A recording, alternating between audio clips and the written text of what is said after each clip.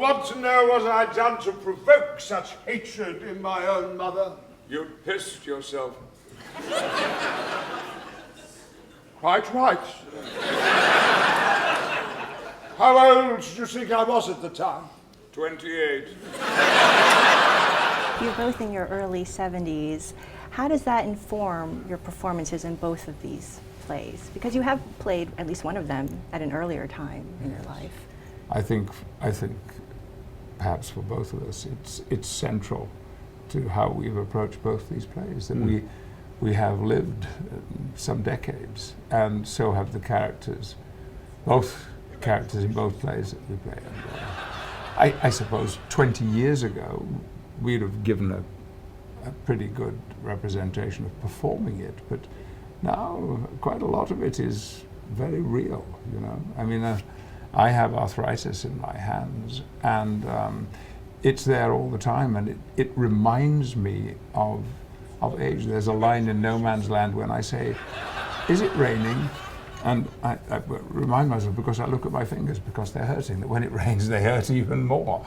And details of that kind, I find now I can embrace contentedly. Details of aging, because they become a very valuable part of the work we do. One of the points about King Lear is that he's a very old man, and one of the points about Didi and Gogo in Waiting for Godot is that they have known each other for 50 years. That means they must be 70. Yeah. So if the actors don't play that, they're not playing what Beckett wrote. The first British performance of Waiting for Godot, the man playing Gogo, a friend of mine, Peter Woodthorpe, was 25.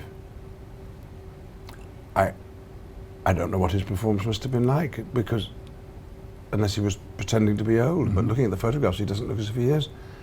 And in No Man's Land, yes, it's very much about age. Pat's character has got dementia of some sort brought on by drink, but by age, and that he's having to cope with that. My character, a bit more physically alert, is desperately trying to bring him into the present, and that's an argument that old people have. Do we sit, what you'd be doing if you weren't deadheading your roses, you would be reminiscing. Looking at your photograph album, like Hurst does in No Man's Land. You'd be living in the past if you weren't very careful. Yes, probably. And that's the story of No Man's Land, of how do you cope with being a bit decrepit.